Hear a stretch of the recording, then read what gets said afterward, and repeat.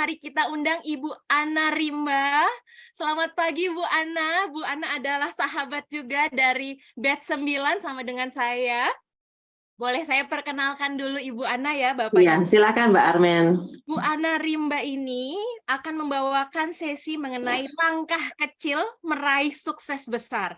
Bagaimana beliau akan bercerita bagaimana sukses baik secara profesional, yaitu sebagai seorang karyawan, maupun sukses besar menjadi pengusaha, pendiri satu perusahaan yang mulai dari nol, seorang diri sampai jadi sukses. Oke, beliau ini dulu pernah bekerja selama kurang lebih 12 tahun di perusahaan multinasional yaitu Nestle, juga Walt Disney, bahkan juga sempat bekerja di Singapura ya Bu ya. Kemudian dari situ beliau juga akhirnya punya usaha membangun yaitu Mentari Group, di mana Mentari Group ini memberikan layanan yang luar biasa banyak Bapak Ibu, mulai dari semua bergerak di bidang pendidikan, mulai dari toko buku, kemudian buku ajar untuk SD sampai SMA, pelatihan untuk guru-guru, bahkan sertifikasi yang keren terkait bahasa Inggris dari Cambridge dan Oxford. Dan kerjasama antara Asia juga Mentari ini juga berkat Bu Ana yang boleh rendah hati akhirnya memberikan edukasi ya, kerjasama yang baik mulai dari batch 13 yaitu MM Pendidikan. Jadi bagi Bapak Ibu yang punya gelar sarjana kemudian ingin melanjutkan di ITB Asia MM Pendidikan, boleh, akan ada batch 14 di September nanti. Oke, Bu Ana, ini adalah rekan saya juga, jadi saya bersyukur banget punya teman yang sukses, punya teman yang hebat, di mana punya 15 kantor cabang untuk Mentari, kemudian melayani lebih dari 600 sekolah internasional di Indonesia. Saya kenal Bu Ana sudah banyak tahun, ya sudah banyak tahun. Lalu pada satu saat saya ajak Bu Ana dengan Pak Johan, adik beliau ya. Ayo kita mau nggak ke Shanghai, kita ikut training 5 hari di Zhangjiang Shangxieyang gitu ya, bahasa Inggris ya tapi ya. Chungkyung Graduate School of Business gitu. Jadi kita ke Shanghai bareng-bareng dengan Bu Satya juga yang nanti juga akan bicara. Di sana kita pergi ke Alibaba Company, ngeliatin bagaimana Alibaba berkembang ya. Lalu kita berdiskusi cukup banyak. Nah, pulang dari situ kebetulan pada saat pandemi saya telepon Bu Ana dan Bu Sati. Saya bilang, Bu Ana bantu dong, kita lagi bikin S2. Ayo kirimkan 1-2 karyawan Anda untuk ikut S2. Ternyata beliau yang daftar. Saya malu banget jujur aja ya. Saya agak grogi waktu itu. Saya telepon, Bu Ana, jangan berharap terlalu banyak loh ya, ini kelas kita. Ternyata beliau seneng banget. Nah, dari perjalanan 1,5 tahun beliau lulus, dari perjalanan itu tiba-tiba satu hari saya diajak meeting sama Bu Ana. Pak San, bisa nggak meeting? Saya ada pikiran untuk membuat S2-nya Institut Asia ada yang divisi pendidikan. Akhirnya saya bertemu meeting dengan beliau di Jakarta dengan Pak Johan juga dan berbicara tentang kemungkinan di developnya S2 Institut Asia dalam bidang pendidikan. Dan saya ingat rasanya kita cuma ketemu 1 kali dan sudah deal gitu, selesai gitu ya. Nah, yang menarik adalah kalimat Pak Madi Kertayasa tadi bahwa luck service area. Bagaimana memperbesar luck kita adalah dengan doing and telling gitu. Jadi kadang-kadang doing and telling. Jadi dengan kita melakukan sesuatu kita cerita. Lalu Bu Ana menceritakan bagaimana Mentari Group telah berkembang sekian. Akhirnya terjadilah kebersamaan ini sehingga akhirnya kita punya S2 jurusan bisnis dan S2 jurusan pendidikan yang juga bekerja sama dengan Mentari Group ya. Tanpa berlama-lama saya serahkan waktunya kepada Bu Ana Rimba. Silakan Bu. Bapak Ibu yang saya hormati, saya berterima kasih boleh hadir di sini, khususnya kepada Pak Tanadi Santoso, kepada Bu Armin, kepada Ibu Teresia Pradini yang telah menjadi inisiator adanya acara hari ini untuk kita semua. Baik, saya akan sharing tentang small step, langkah kecil untuk meraih sukses besar. Saya mendedikasikan khusus sesi ini untuk sahabat-sahabat muda. Untuk teman-teman muda yang mungkin sekarang lagi bertanya, kapan saya bisa mencapai sukses? Kapan, di mana sukses itu saya bisa cari? Dan untuk Anda yang mungkin sudah sangat sukses, sebenarnya, tapi tidak menyadari bahwa Anda sudah sukses. Semoga apa yang saya bagikan hari ini bisa memberikan inspirasi dan bisa membuat Anda menjadi manusia yang lebih bahagia, lebih menyadari bahwa Anda sudah sukses. Demikian, isi ini saya tulis, saya renungkan berdasarkan pengalaman saya bekerja selama 34 tahun. Ya, 12 tahun pertama saya bekerja sebagai profesional di 2 perusahaan multinasional, Nestle, Walt Disney. Dan saya bersyukur selama 12 tahun sebagai profesional ini saya boleh belajar banyak tentang brand management, tentang sales, tentang marketing, business management, account management, dan posisi saya terakhir di Walt Disney adalah sebagai business manager untuk wilayah Asia Tenggara, publishing manager yang berkedudukan di Singapura. Kemudian pada tahun 2001 saya mendirikan Mentari Group. Dari lantai 2 rumah saya di tahun 2001, 22 tahun yang lalu, dan hari ini Mentari sudah menjelma menjadi satu unit usaha, satu perusahaan, satu grup perusahaan dengan 7 unit perusahaan yang melayani lebih dari 6.000 sekolah dari Sabang sampai Merauke, termasuk di dalamnya ada 600 sekolah internasional yang berbasis bahasa Inggris. Kami mempunyai menjadi satu-satunya, ya, puji Tuhan, menjadi satu-satunya institusi yang bergerak di bidang pendidikan yang mampu memberikan pelayanan satu atap, memberikan solusi terpadu untuk kebutuhan sekolah mulai dari TK sampai SMA dalam segala hal, dalam hal buku sekolah, bahan ajar, dalam hal pelatihan guru, dalam hal sertifikasi, dalam hal konsultasi manajemen sekolah, toko buku, e-commerce, digital learning, dan juga kami berhasil menghasilkan buku-buku dari Asta Ilmu Publishing yang merupakan anak perusahaan Mentari Group, dan buku-buku yang diterbitkan Asta ini telah merambah mancanegara, digunakan hak pakainya hak dalam bentuk ekspor maupun copyright ke 18 negara. Nah, saya ingin men-sharingkan bagaimana yang dilakukan oleh Mentari, dilakukan oleh saya selama 34 tahun ini, bagaimana kita mencapai sukses gitu. Apakah benar gitu loh, sukses dalam berbagai segala aspek kehidupan membentuk kesuksesan seumur hidup. Apakah kita bisa meraih semua aspek kehidupan kita itu kita buat sukses gitu? Jawabannya adalah bisa. Bagaimana caranya? Caranya sangat simpel yang saya coba susun dalam 4 langkah. Jadi small step, 4 langkah. Langkah pertama adalah mendefinisikan sukses. Kalau kita ingin sukses, kita perlu membuat definisi. Apa itu sukses? Kalau kita sudah tahu definisinya, kita akan bisa mewujudkan definisi itu dengan jelas. Jadi definisi sukses adalah pada saat saya berhasil menyelesaikan target pekerjaan atau rencana kehidupan yang saya susun. Jadi definisi sukses. Langkah pertama, tentukan definisi sukses, yaitu sukses adalah pada saat saya berhasil menyelesaikan target pekerjaan yang saya buat atau rencana hidup yang saya buat. Langkah kedua yaitu memahami atau menjalankan DNA sukses. Apa itu DNA sukses? DNA sukses itu adalah tujuan, target atau goal. Jadi menyusun target atau goal untuk setiap pekerjaan saya. Ketiga, menjalankan formula sukses. Formula sukses adalah mempunyai goal yang jelas.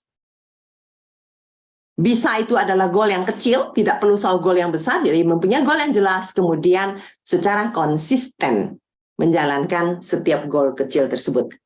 Kita ingat pasti dengan cerita berikut, bagaimana perlombaan lari antara kelinci dengan kura-kura. Secara alami, tidak mungkinlah seorang kelinci kalah sama kura-kura. Kakinya lebih panjang, meloncat dengan cepat, kecepatannya lebih tinggi, sementara kura-kura berjalannya pelan. Tapi kita tahu semua, kelinci kalah dalam perlombaan lari tersebut. Mengapa? Karena kelinci tidak punya sikap yang dimiliki oleh kura-kura, yaitu tekun, berjalan terus, konsisten, dan fokus. Nah, langkah keempat untuk meraih sukses adalah mindset. Bagaimana kita menetapkan mindset kita, cara pandang kita tentang sukses. Ini sangat penting. Cara pandang kita tentang sukses adalah, mindset yang tepat adalah bahwa sukses itu pada saat saya berhasil menyelesaikan target pekerjaan saya. Pada saat saya berhasil menjalankan rencana hidup saya. Jadi kalau mindset kita seperti itu, kita bisa sukses kapan saja. Kita juga bisa, sukses itu bisa besar dan kecil, dan kita juga yakin bahwa sukses itu ternyata mudah diraih. Asal kita menentukan target pekerjaan kita, dan kita selesaikan. Dengan demikian kita sudah sukses. Jadi sukses kecil, misalnya hari ini, setiap hari saya akan berolahraga 15 menit stretching. Setelah bangun tidur saya stretching 15 menit. Dan saya konsisten melakukan goal kecil itu selama setiap hari, berminggu-minggu, dan seterusnya, berarti saya sudah sukses. Goal kecil dijalankan dengan konsisten, goal kecil yang spesifik ya, yang jelas, kemudian dijalankan dengan konsisten setiap hari, berarti saya sudah sukses. Dan karena itu sukses di kapan saja, kalau kita bisa sukses di setiap hari, kita tentu saja akan sukses menjadi orang yang benar-benar sukses seumur hidup kita. Saya akan sekarang masuk kepada contoh-contoh ya tentang 4 hal ini. Jadi 4 langkah ini, langkah pertama adalah menentukan definisi sukses, yaitu berhasil menjalankan target yang saya buat. Kemudian menjalankan DNA sukses, yaitu membuat target tujuan. Kemudian formula sukses, menjalankan goal yang sudah disusun secara konsisten. Dan yang terakhir, mindset. Cara pandang terhadap sukses. Kita sering pikir ya, aduh saya belum sukses karena saya belum punya rumah yang ada kolam renang. Atau saya belum sukses karena saya belum punya tabungan di bank 2 miliar. Itu boleh kita punya cita-cita seperti itu ya. Sementara kita menanti untuk bisa sukses besar, misalnya kita ingin punya rumah besar, punya kolam renang di rumah itu dan sebagainya, kan itu perlu waktu ya, bisa 5-10 tahun ke depan. Namun kita kan perlu bahan bakar untuk menanti selama 10 tahun. Nah, penantian itu perlu diraih dengan sukses-sukses kecil yang akan membuat kita menjadi semangat, merasa optimis, membawa kita selalu punya harapan dan membantu kita untuk membangun sukses-sukses lebih besar 5-10 tahun kemudian. Tapi dimulai dari langkah-langkah kecil ini. Kita berikan contoh, bahwa contoh pertama saya menggunakan contoh sukses dalam aspek pribadi. Karena ini sangat penting ya. Seorang pribadi yang punya target sukses secara jelas untuk pendidikan, kesehatan, pengembangan diri akan menjadi pribadi yang mampu sukses juga di bisnis. Karena ini 3 aspek ini menjadi syarat mutlak ya kalau kita ingin sukses dalam bisnis ya. Kita perlu punya pendidikan, jadi kita perlu target sukses. Sukses menyelesaikan S1 tepat waktu dan langsung punya pekerjaan. Nah, itu contoh spesifik. Kemudian dijalankan. Dan untuk aspek kesehatan, sukses meluangkan waktu setiap hari 15 menit untuk berolahraga atau stretching, gerak badan. Dan jalankan itu. Kemudian pengembangan diri. Kalau saya setiap hari saya disiplin membaca buku 30 menit di pagi hari. Dan apabila itu langkah kecil ya.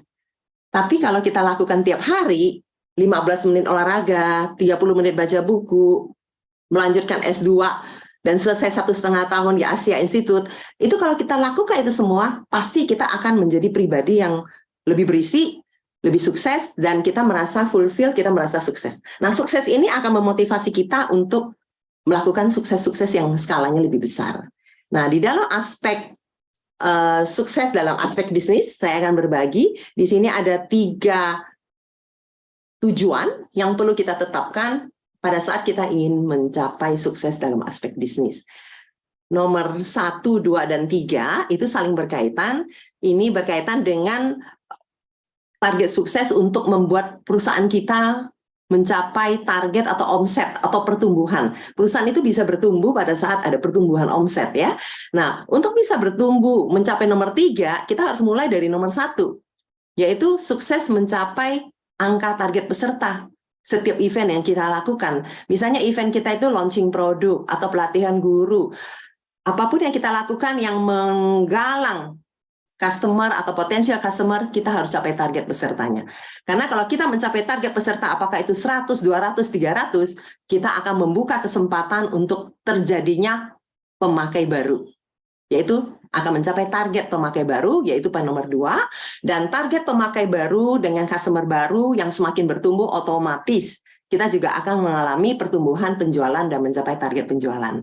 Dan poin yang 4, 5, 6 ini poin yang tidak kalah pentingnya, bahkan sangat fondasi, adalah membangun SDM di dalam internal perusahaan kita. Kalau 1 dan 2, 3 itu tidak bisa jalan kalau kita tidak punya 4, 5, 6. Mengapa? Karena 4, 5, 6 ini adalah yang akan menjalankan 1, 2, 3. Jadi kalau setiap perusahaan butuh 4, 5, 6, yaitu adanya pertama visi misi perusahaan yang disusun dan dijalankan. Visi misi perusahaan ini sangat penting karena disinilah kita akan dipandu setiap saat sebagai pemilik usaha, dan semua orang yang terlibat di dalam usaha tersebut akan mengacu kepada visi misi. Mengapa perusahaan ini didirikan? Mengapa Mentari didirikan? Untuk apa? Untuk apa saya bekerja dengan keras dan berusaha dengan semangat? Karena kita ingin mencapai visi misi kita. Jadi semua akan mengacu kembali ke visi misi. Jadi sangat penting. Kemudian kita juga sangat penting menciptakan perusahaan kita menjadi tempat, ya, generasi muda Indonesia, generasi karyawan yang masuk ke perusahaan kita, teman-teman muda yang bergabung itu harus menjadi orang-orang yang berkompetensi, berkarakter baik, dan sejahtera. Sehingga di dalam perusahaan kita akan terbentuk SDM yang unggul, yang mampu menjalankan tugas 1, 2, 3 dengan baik. Dan untuk mencapai nomor 5, kita harus punya target program training yang sukses, yang berkualitas, yang konsisten kita jalankan setiap waktu secara periode. Inilah 6 langkah sukses, 6 target sukses yang Mentari sudah jalankan selama 22 tahun sejak berdiri sampai sekarang, dan ini yang saya yakin menjadi kontributor terhadap suksesnya kita. Demikian, saya berikan contoh untuk visi misi, ya. Saya akan kasih sedikit contoh cerita tentang pentingnya visi misi. Saya ingat pada 8 Januari 2001, pada saat hari pertama Mentari berdiri, yang saya lakukan pertama adalah saya duduk di meja bekas punya suami saya, di lantai 2 rumah saya. Saya duduk, di situ saya menuliskan, mengapa Mentari berdiri? Mentari berdiri karena ingin membangun bangsa melalui pendidikan. Membangun bangsa lewat apa? Membangun SDM-nya yang unggul, lewat pendidikan. Melalui cara apa? Melalui cara pertama, kita harus membangun SDM yang unggul di dalam Mentari sendiri. Jadi Mentari harus menjadi tempat tumbuhnya generasi muda Indonesia yang berkarakter baik, berkompetensi, dan sejahtera. Kemudian kita harus menyediakan dan mau bekerja keras, menyediakan bahan ajar, pelatihan yang terbaik kualitasnya untuk sekolah-sekolah yang kita layani. Karena dengan kualitas bahan ajar yang terbaik akan memberikan materi terbaik untuk anak didik generasi bangsa. Dan terakhir, Mentari akan selalu inovatif dalam menciptakan produk-produk terbaik yang sesuai kebutuhan zaman, dan puji Tuhan hari ini produk-produk tersebut bukan hanya dipakai di lebih dari 6.000 institusi pendidikan, tapi juga sudah diekspor ke mancanegara, ke 18 negara. Jadi demikian pentingnya sekali visi misi kita tulis, dan pentingnya sekali kita itu setia setiap hari menjalankannya ini. Sejak hari berdirinya perusahaan sampai 22 tahun kemudian kita melakukan. Demikian dari saya untuk konsep yang saya renungkan, saya ingin bagikan berdasarkan pengalaman bekerja 34 tahun. Nah, kemudian saya juga ingin berbagi dengan teman-teman pendapat dari ahlinya, gitu ya. Kalau Ana Rimba bukan ahli, ya. Ana Rimba hanya praktisi dan orang yang cinta pada pekerjaannya, orang yang ingin berbagi kepada teman-teman tentang arti sukses dan cara bagaimana mencapai sukses. Nah, sekarang kita belajar nih dari ahlinya. Ini namanya expert, success expert. Ternyata ada loh, sukses juga ada expertnya. Beliau adalah Richard St. John. Beliau ini bukan orang sembarangan, dia miliuner. Dia juga yang saya kagum dari dia juga pelari maraton. Bayangin ya, di usianya udah di atas 60 dia pelari maraton, dan catatan waktunya tuh 2 jam 40 menit. Kalau pelari maraton pemula itu biasanya bisa 4,5 jam gitu, 5 jam. Ini 46 km dicapai dalam 2 jam 40 menit. Nah, beliau melakukan riset selama 10 tahun dengan mewawancarain orang-orang sukses di semua bidang. Ya, 500 sampai 1.000 orang dihadapi 10 tahun, termasuk di dalamnya Bill Gates, Jeff Bezos, ya. dia wawancarain, mereka ada juga 4 orang pemenang Nobel. Nah, apa kata-kata yang selalu keluar pada saat St. John menanyakan kepada mereka, apa yang membuat Anda sukses? Selalu keluar 8 kata-kata ini yang di dalam lingkaran merah, yaitu bahwa mereka sukses karena ada faktor 8 ini. Ini yang disebut kemudian jantung sukses. Ya, 8 to great, 8 untuk menjadi hebat. Ya, pertama, kita harus mencintai pekerjaan kita, kemudian kita harus bekerja keras, kita harus fokus pada pekerjaan kita, jangan mengerjakan banyak hal, tapi satu hal fokus dan buat jadi ahli. Kita harus terus push diri kita, konsisten, tekun, melangkah terus menuju tujuan, jadi seperti kura-kura yang menang lomba melawan kelinci, bukan seperti kelinci yang hari ini lari cepat, besok tidur dulu, hari ini lari lagi, besok tidur, hanya bahkan untuk melawan kelinci, kura-kura aja kelinci tidak berhasil. Ya, ideas, kita harus selalu punya ideas dan kita harus selalu memperbaiki diri, dan yang penting kita juga harus mau melayani orang. Karena kita tidak bisa menghasilkan uang, menghasilkan omset kalau kita melayani diri sendiri. Kita hanya bisa menghasilkan omset, nilai, dan harga pada saat kita memberikan pelayanan yang baik kepada orang lain. Dan terakhir, kita harus konsisten, harus persisten. Karena sukses tidak hadir dalam satu malam. Sukses itu hadir bisa untuk menghasilkan sukses besar ya. Tadi kalau sukses kecil yang saya bilang bangun pagi setiap hari, olahraga 15 menit, itu kan sukses kecil. Nah, itu bisa mencapai sukses besar kalau tiap hari dilakukan kan. Jadi harus persisten. Demikian dari saya sharing tentang sukses. Terakhir, kita simpulkan bahwa ternyata sukses itu bisa diraih dalam berbagai waktu. Dan tidak ada batasan usia, tidak ada batasan periode. Sukses-sukses kecil akan meraih sukses-sukses besar, asal dilakukan dengan konsisten, sehingga kita bisa bentuk keberhasilan dalam satu aspek kehidupan, dan berbagai aspek kehidupan berikutnya, dalam pribadi, dalam bisnis, akhirnya membuat kita sukses seumur hidup dan meraih sukses yang besar. Demikian teman-teman. Terakhir saya juga mau mengutip dari Confucius, tidak masalah kita mau jalan berapa cepat, berapa pelan. Yang penting kita nggak pernah boleh berhenti. Yang penting kita harus konsisten mencapai tujuan. Terima kasih. Jadi Bu Ana ini kalau public speaking jelas pertama kali buat bikin seminar online. Wow, kalau ngomong di depan umum tentu sering ya di dalam perusahaan. Iya, betul. Pertama kali. Jadi latar belakang keahliannya bukan bicara tapi doing, menurut saya gitu ya. Saya mau tanya satu hal deh. Saya mau tanya satu hal aja. Kenapa kok masuk di bisnis pendidikan? Silakan Bu Ana. Oke. Saya bisa disebabkan karena keluarga, saya kira. Saya lahir dari kota kecil di Kalimantan Barat, 700 km. Jadi mau nangis Pak kalau cerita ini. 700 km dari Pontianak, jadi Sintang. Jadi saya lahir di kota kecil, keluarga saya keluarga yang sederhana tapi bahagia. Bapak saya selalu mengatakan, di keluarga kami ada 5 wanita, 1 laki-laki. Ya, jadi dia bilang, saya punya banyak anak perempuan, tidak masalah. Bapak tidak mewariskan harta kekayaan, tapi Bapak memberikan kalian bekal yang paling penting, yaitu pendidikan. Jadi semua anak harus sekolah tinggi, harus sarjana. Jadi kita 6-6-nya sarjana, puji Tuhan.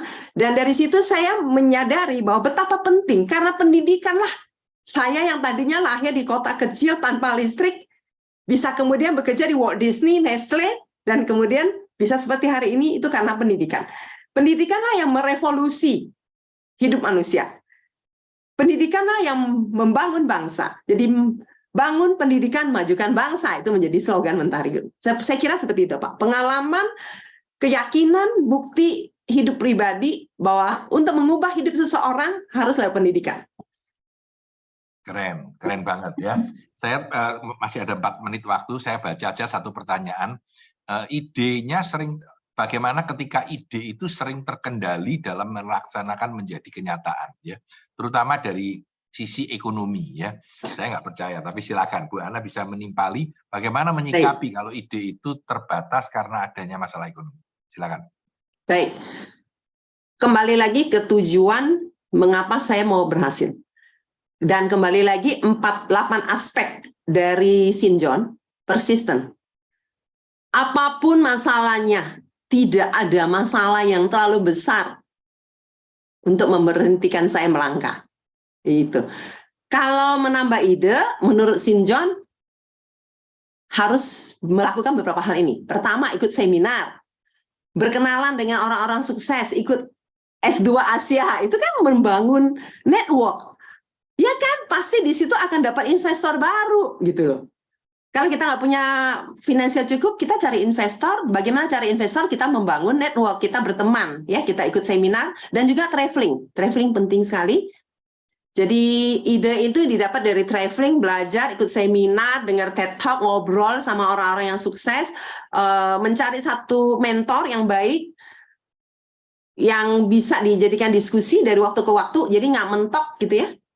Tapi yang paling penting menurut saya harus terus belajar dan menemukan. Dan yang terpenting di dalam mindset harus bilang, apapun kesulitannya, ada uang, nggak ada uang, saya bisa. Saya harus cari jalan keluar. Untuk informasi teman-teman, Mentari itu mulai dari modal dengkul loh. Benar-benar modal dengkul. Tidak ada modal sedikit pun. Kita mulai dari rumah saya kan. Kemudian kita pertama kali bisnisnya adalah distribusi buku anak. Dan itu saya tidak beli. Karena jaringan yang baik, waktu menjadi Disney Publishing Manager, saya berkenalan dengan banyak penerbit di wilayah Asia Tenggara, melihat mereka hubungannya baik, mereka mempercayakan buku-bukunya untuk kita jual, kita boleh bayar kembali pada saat sudah laku, bayangin. Jadi sama sekali nol. Jadi kalau bilang bisnis modal dengkul, ya modal dengkul secara finansial bisa, tapi secara kompetensi harus ada. Ya. Secara 8 aspek itu harus ada. Terima kasih Bu Ana. Saya nambahin sedikit. Kayaknya kita punya kesamaan. Ayah saya dulu guru SMA, ya, dan juga sangat tidak punya, sangat miskin. Saya juga ingat bagaimana beliau selalu menganggap bahwa pendidikan itu penting, ya. Dan saya dengan Bu Risa pun sama-sama mempunyai keyakinan bahwa pendidikan itu merubah manusia, ya. Kalau kita anak tukang becak bisa jadi menteri, ya, anak petani bisa jadi orang hebat kalau kita melalui pendidikan yang benar dan mempunyai kesempatan yang tepat sehingga bisa berkembang. Saya kira waktu juga yang membatasi kita. Nanti Bu Ana jam 12 kalau senggang bisa ngobrol-ngobrol dengan teman-teman yang lain, terutama tentang pendidikan dan pentingnya pendidikan buat kita semua.